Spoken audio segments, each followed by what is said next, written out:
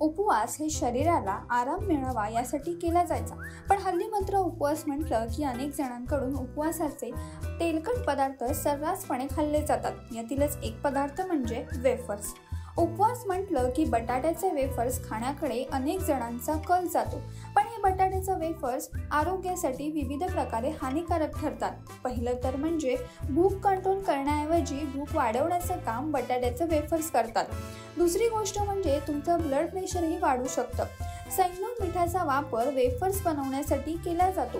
आपण सर्वजण उपवासासाठी हेल्दी पोटात जावं म्हणून याकडे पाहतो खरं, पण प्रत्यक्षात मात्र सैंधव मीठ सुद्धा पांढऱ्या मिठाइतकंच हानिकारक असतं, ज्याने तुमचं ब्लड प्रेशर वाढू शकतं।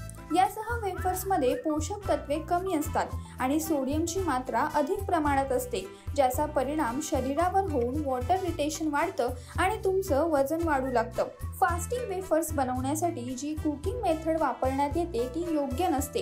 याशिवाय बटाट्याचे वेफर्स तळण्यासाठी तेलाचा वापर होतो। एकतर ते तेल कोणतं असतं हे सुद्धा आपल्याला ठाऊक नसतं, त्यामुळे कोणत्याही प्रोसेस किंवा फ्राईड फूड पासून दूर राहणं चांगलं, कारण याच्या सेवनाने शरीरातील कोलेस्ट्रॉल आणि फॅट वाढतं।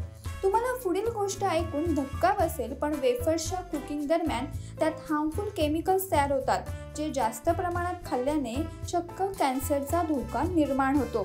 त्यामुळे वेफर्स खाताना या सर्व गोष्टी लक्षात घेणं आवश्यक आहे। यासह तळलेल्या पदार्थांमुळे त्वचेच्या समस्या उद्भवतात, तसेच पचनक्रियेवरही परिणाम होतो। तुम्हाला ही माहिती कशी वाटली आम्हाला नक्की कळवा आणि अशाच विविध माहितीपूर्ण व्हिडिओसाठी माय महानगर मानिनीला जरूर सबस्क्राईब करा।